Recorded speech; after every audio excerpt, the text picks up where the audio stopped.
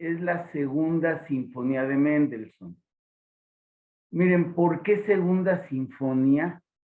Francamente no lo sé, porque para nada es una sinfonía. Yo diría que más bien es un oratorio, al igual que otros oratorios que tiene. Uno se llama Paulus, tiene otro que se llama,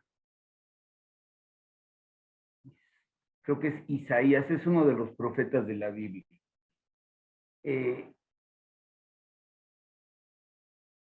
Esta yo la escuché porque compré la colección de las 5 sinfonías. La número 1 no tiene sobrenombre, las 5 son bellísimas. Esta 2, como les digo, bueno, si la pudiéramos comparar con alguna sinfonía, sería la octava de Mahler, porque es con mucho coro desde el principio. Más bien tipo, insisto, un oratorio como la creación de Haydn, por ejemplo. Claro que eso es clásico y esto es romántico, van a notar muy bien la diferencia. Bueno, luego la tercera, bellísima, le llaman la escocesa. La cuarta, que es la más conocida, pero por mucho, es la italiana. Y la quinta, que a mí me encanta, poco conocida, se llama la Sinfonía Reforma. ¿Por qué Reforma? Por la Reforma Luterana. Y como lo manifiesta en su música, en el último movimiento hace una transcripción de una cantata de Bach, que es algo fantástico. Bellísima la Sinfonía Reforma. Pero todas, miren, si les pudiera yo, y se los he dicho muchísimas veces, si les pudiera yo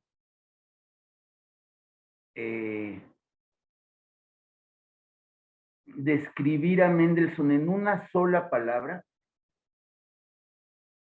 usaría una palabra que hoy quizá pudiera sonar hasta de mal gusto, pero aristócrata en el buen sentido. No me refiero ni al dinero, ni al aspecto físico, ni siquiera al éxito o no éxito. Es como esa fineza de espíritu. A eso me refiero. Que esa o se tiene o no se tiene. Y, y, y que yo creo que es quizá una de las cosas más valiosas que puede haber, ¿no? O sea, ese tipo de espíritu, miren, el único libro que yo he leído un par de veces en mi vida es el Doctor Faustus de Thomas Mann, donde se narra la vida de un músico supuesto, pero tiene que ver mucho con la cuestión fáustica de Goethe, que se llama Adrian Lieberkühn. Bueno, y yo creo que el autor que yo más he leído, porque es mi favorito, se llama Thomas Mann. Y mi señora lo empezó a leer, se lo fue a comprar. Yo lo leí en 2 tomos, a ella lo consiguió en 1 tomo. Ella subraya y yo marco, entonces cada quien tiene sus libros. El caso es que está fascinada y le digo, ¿a poco no exuda aristocracia, erudición, fineza? No, no, no. La manera de expresarse, la profundidad de las ideas, para que se aprecie así en la traducción. Ya me imagino a alguien que hable alemán, ¿cómo será leer a Thomas Mann? Bueno, Thomas Mann es el autor, entre otras. Su obra más famosa es La Montaña Mágica, pero es el autor de Muerte en Venecia. Yo me acuerdo cuando la leí, me acuerdo estaba yo en un hotel en Morelia, pero acabé y cuando decidí irse de viaje, yo sentí que yo me iba con el personaje de viaje. Impresionante. De verdad, se los recomiendo muchísimo. Pero ¿por qué hablé de Thomas Mann?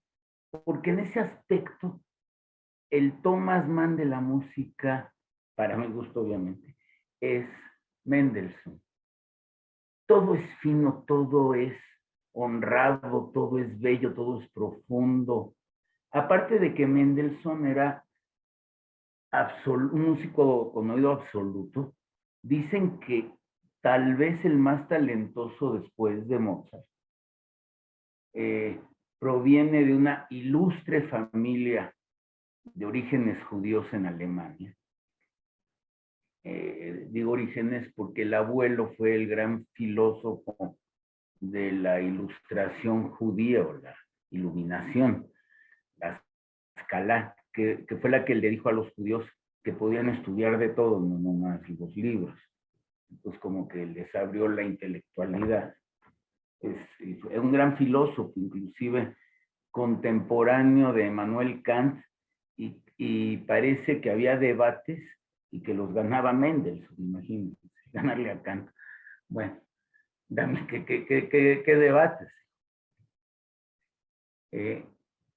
Aquí pues con un buen partidito, ¿no? Bueno, el caso es que luego el papá, que ya se convirtió al catolicismo, porque si no se convertían, no tenían ningún tipo de oportunidad en Alemania. Y entonces, yo creo que muy poco será con sinceridad. Bueno, pero el caso es que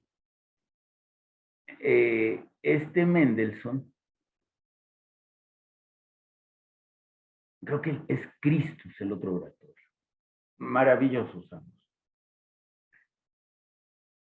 Bueno, es más, recuerdo una contadora que cantaba en un coro, pues no tan aficionado, ella es salvadoreña, y estaba emocionadísima porque iba a cantar el Paulus de Mendelssohn. Y ayer que comí con una mezzosoprano, por cierto, ahorita les platico un poquitito rapidísimo de mi comida de ayer, que vale la pena porque es una comida música. Pero les platico que, bueno, miren, no sé si ya les he dicho que me invitaron a ser miembro del patronato de la Orquesta de la UNAM. Y ayer se le hizo una comida al que va a ser el nuevo director de la OFUNAM. Es un señor francés de 42 años. Sylvain, el apellido se me hace un poco complicado a mi francés. Agradabilísimo. Y tuve la suerte de poder platicar con un director europeo joven de cómo ve la música. Me gustó, le decía yo, es usted del estilo de Kirill Petrenko, porque odia la publicidad. No quiere hablar antes del concierto ni explicar la obra. Dice, lo haré antes, pero no en el concierto porque es otra cosa, es como meternos a la magia. Entonces, me encantó el tipo, yo creo que lo va a hacer muy bien, a ver qué tal. Muy interesante. Bueno, vuelvo con esto de las direcciones. Obviamente no me iba a quedar yo con las ganas. Y le pregunté, y también me salió del alma porque le pregunté, oiga, ¿y cuáles son sus directores favoritos? Y me dice, ¿de los de antes o de los de ahora? Le digo, no, de los de antes. Y me dice, Bernstein. Caray. Les digo que en Europa es apreciadísimo. Vean cómo es de apreciado en Viena. Y le digo, ¿y quién más? Me dice, y Kleiber. Y yo le digo, Erich o Carlos. Y me dice Carlos, y así me nace. Le digo, no, pues es mi favorito. Muy interesante. Ya les avisaré cuando haya algún buen programa y todo, pero pues fue una gran experiencia hablar así de música. Ok. Bueno, miren, hablando de cuáles son mis directores favoritos, si hay un director vivo y en activo todavía, hoy está en la Scala de Milán, pero viene de la Stadtkapelle de Dresde, que es Ricardo Chailly. No sé quiénes de ustedes, espero que pocos, hayan estado cuando la di en un audio, precisamente esta misma versión, pero no la encontré en video. Por un trabajo que Esteban nos hizo favor de hacer, ya lo tenemos en video. Y es de las obras, para mi gusto, que tiene partes tan bellas que hasta duelen. De veras, lo que escuchen de Mendelssohn, lo dije así, escuchen, oigan, escuchen. Es una verdadera maravilla. Miren, cuando estaba yo en San Diego y quería hacer un programa de cámara, puse las sonatas para cello y piano de Mendelssohn. Les diría que ahora ya son mis favoritas, o los dos conciertos para piano que no conocía yo. La gente en Mendelssohn normalmente, ¿con qué se queda? Con El sueño de una noche de verano, con el concierto para violín y con la Sinfonía Italiana y pare. No es muchísimo más, es más, a mí me falta muchísimo. Otra maravilla de la sutileza para el piano solo son las canciones sin palabras. Bueno, es una maravilla. Pertenece al periodo romántico, romántico, romántico. Y les decía, él es hijo de banquero, muy acaudalado. Tiene una educación académica de primer nivel, hablaba 6, 7 idiomas, obviamente latín y griego. Y como dice en mi libro, es la hormiguita alemana. Este sí se murió de trabajar. Era tremendamente, una educación pues muy alemana. Tremendamente trabajador hasta cuando estaba enfermo, era enfermizo. Tiene una relación que yo creo que es de lo más bello en la literatura en general, no solo en la historia de la música, que son sus cartas y su amor filial por Fanny, su hermana. Que Fanny muere y pues eso quizá fue la verdadera razón de la muerte de Félix. No es, en otras clases ya les he leído la carta que hizo Fanny sobre la futura esposa de Félix. No, les digo, es una belleza de familia, todos son buenos, buenos, decentes, no, es algo, y eso se oye en esta música, sin dejar de ser, otra cosa, pues con esa educación que les digo tiene que ser muy controlada, pero aunque tiene un marco muy duro, dentro de ese marco nos puede llevar a emociones de muchos como muchos que se salen del marco, pero siempre cuidando, como que jamás, les digo, en su fineza, no sé si la palabra correcta, porque no es la correcta. No oculta sus sentimientos, pero no los caricaturiza, no los exagera. Y no es porque no sean intensísimos. No necesita gritar para manifestar que está sufriendo mucho.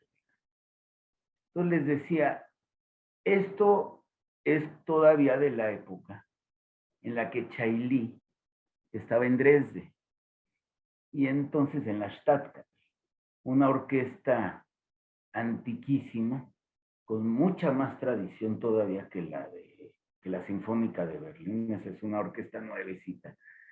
No tuvo como directores al propio Mendelssohn, nada más y nada menos, y a Richard Wagner, entre otros, puras celebridades, ¿no? Entonces, con Chailly y la Stadtkapelle de Dresde vamos a oír la segunda sinfonía de Mendelssohn. Con todo lo que me gusta Mahler, la octava sinfonía no le acababa yo de entender, hasta que la escuché con Chailly. Allí me di cuenta que es un director inmenso, pero inmenso, poderosísimo además, perfeccionista.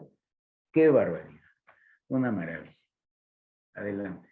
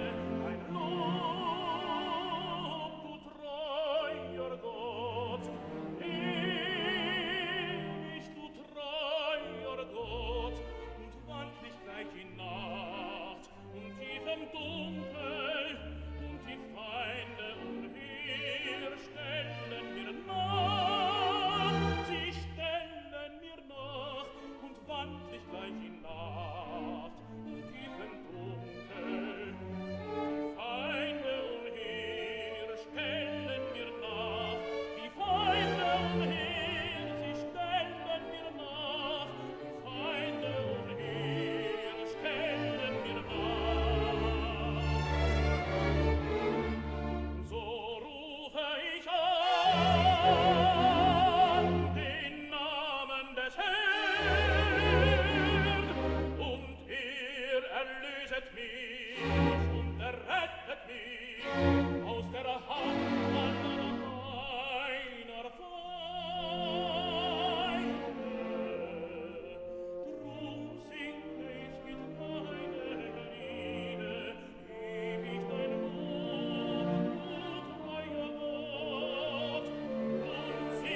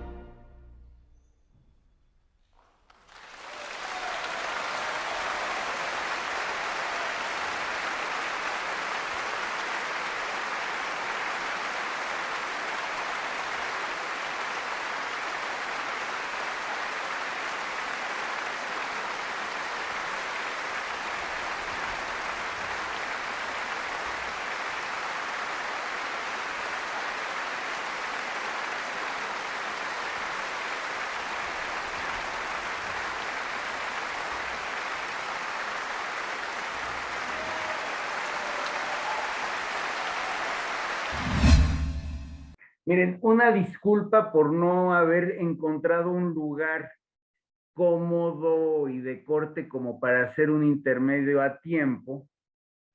Y como que sentía yo que era como insultar a la obra, interrumpirla. Algo así me sucedió una vez en una tercera de Mahler, que le hicieron intermedio y verdaderamente pues se pierde toda la continuidad que debiera ser. Hice algunas anotaciones, además voy a querer sus comentarios, pero yo creo que es una obra, y esta versión en especial, yo creo que es de las grandes obras del repertorio y muy diferente a las demás sinfonías de Mendelssohn. Les digo, esto es más bien música casi cuasi religiosa, como les digo, muy bella de agradecimiento. Se fijaron que hay, bueno, les voy platicando mejor y si está sobre todo mi tocayo Pérez Barona o alguien que reconozca muy bien las tesituras, es que me quedé con una duda fuerte, a ver si me ayuda. Yo no sé si pudieron notar como yo, espero que sí, quienes tenemos ya unas cuantas horas más de vuelo escuchando buena música, lo que es la sonoridad de las grandes, grandes, grandes orquestas.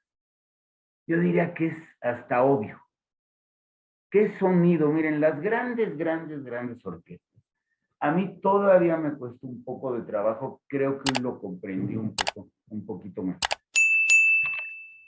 Dicen que cada orquesta tiene su personalidad y su propia voz.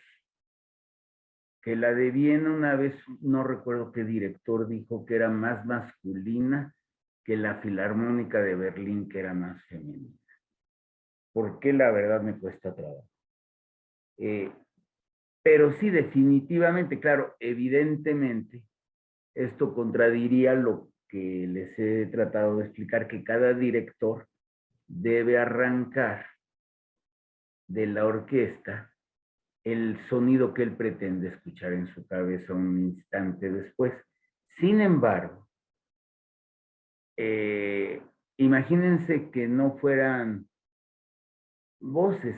Igual un oboe, aunque esté hecho en serie, nunca va a sonar, nunca va a tener el mismo timbre exacto, y menos con la capacidad auditiva que tiene un gran director de orquesta. En un documental de Claudio Abbado, comentaba que le encantaba, imagínense, el sonido que se escucha cuando la nieve cae en la nieve. O sea, es algo que yo obviamente no llego a escuchar.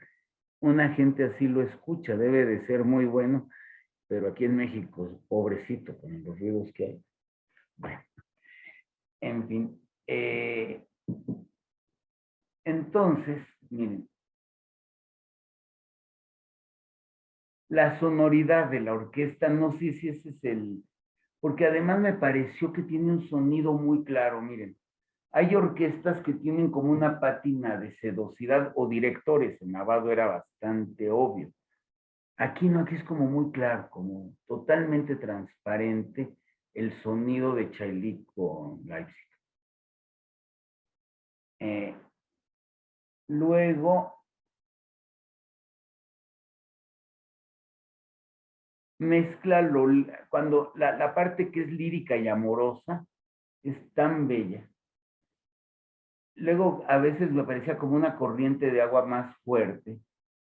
Y el principio, antes de que entren los coros, es como una gran obertura en donde ya nos va señalando las diferentes melodías que vamos a escuchar, que por cierto no son muchas, y la del principio se repite 3 veces, la de tan, tan, tarán, tan, tan, tan, tarán. Ahora, bueno, luego, eh, esta es una forma muy propia, todavía anterior a Mendelssohn, del bel canto y de los autores de ópera, que En las oberturas, pues ya tocan algunas melodías que luego se van a oír que nos pasó aquí también, que luego ya se van a oír con palabras, que es una sensación muy bella. Yo me acuerdo, yo conocía, me había oído N veces, muchas, la obertura de Tannhäuser de Wagner, pero cuando la vi con coros, pues obviamente es otra cosa. Bueno. Ah, el segundo movimiento también es una melodía muy bella, muy pegajosa, hasta sensual, diría yo, la que va. Triarara, triarara. Se me hace bellísimo. Eh, y luego, como que, bueno, les debo recordar, hay mucho de leyenda en todo esto. Que Bach, que gracias a Mendelssohn no se olvidó a Bach. Frank, no es así, definitivamente no es así. Luego otra leyenda que un día fue a comprar carne a la carnicería Mendelssohn y que le envolvieron la carne en un pentagrama que era la pasión según San Mateo de Bach. No, pues era por la pobre res que llevaban ahí. Pero obviamente son anécdotas. Lo que sí es que era, aparte de un gran compositor, era, como les he dicho, un antropólogo de la música y con la sensibilidad y todo, sí me atrevería yo a decir que Mendelssohn fue el que captó lo grandioso de él. Que eso no habla nada mal de Mendelssohn. Eh, luego, tiene partes de Mendelssohn que no mencioné, pero Mendelssohn muere muy, muy joven, creo que a los 36, por ahí, igual que Mozart, quizá un poquito más, poquito menos. Bueno, el caso es que eh, no deja de tener esta parte juvenil y hasta lúdica, pues, de los años tempranos. Luego, ¿por qué mencionaba yo lo de Bach? Porque una parte esencial de esta sinfonía, igual que de la reforma, pues son las fugas. Eh, luego, como que la sacralidad que nos da, se han fijado cualquier compositor, son sacralidades, o sea, son maneras de acercarnos, pues muy genéricamente voy a decir a Dios. Pero quienes nos hablan de Dios, cada uno tiene una manera muy diferente, igual que Mendelssohn. No nos habla igual de Dios Bach que Mahler, que Mendelssohn, que Händel, por ejemplo. Bueno, que Vivaldi. Estaba yo pensando, qué delicia para los que lo oyeron la primera vez, porque yo creo que les deben de haber sorprendido lo bello. A mí la primera vez que lo oí dije, ¿qué Mendelssohn es tan bueno? No, pues no conocía yo mucho de Mendelssohn. Ok, luego, bueno, si alguien me puede ayudar. Al principio, cuando entra la mujer de vestido coral, yo juraba, digo, qué voz, qué belleza, su canto me sonaba como un ruiseñor, bellísima la voz. No recuerdo que una voz de soprano o de mezzo es donde tengo mi gran duda, porque cuando entra la mujer de negro, me sonó todavía más aguda. Entonces, no sé si alguien que pueda captar mejor que yo esas dos tesituras me quiera poner un mensaje. En fin, lo que sí es claramente que la única voz solista masculina es bajo, o barítono bajo en el mejor de los casos, muy grave. Y extraordinarios solistas, extraordinarios. Miren, la perfección que logra Chailly es francamente abrumadora.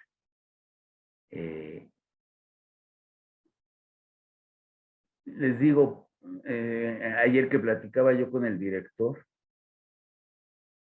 ya no le preguntamos de los directores contemporáneos, pero yo probablemente, como les digo, sin duda hay dos que quisiera oír verdaderamente. A Ricardo Chailly, que ya debe de estar grande, y a un jovencito que ni más ni menos está dirigiendo la Filarmónica de Berlín, que es Kirill Petrenko, que no vamos a encontrar mucho de él, no le gusta grabar, no le gustan las entrevistas. Él dice que no le gusta la prensa, no le gusta la publicidad, no le gustan las juntas con el patronato. Tiene un problema, lo único que le gusta es la música. Conquistó a la Filarmónica de Berlín con la segunda sinfonía de Elgar, dicen que, y allí los músicos votan unánimemente. Bueno, si quieren a alguien comentar, por favor, calculé un poquito menos de tiempo, pero siento que la clase con todo fue muy, muy completa en cuanto a emociones. Espero que les haya gustado igual que a mí.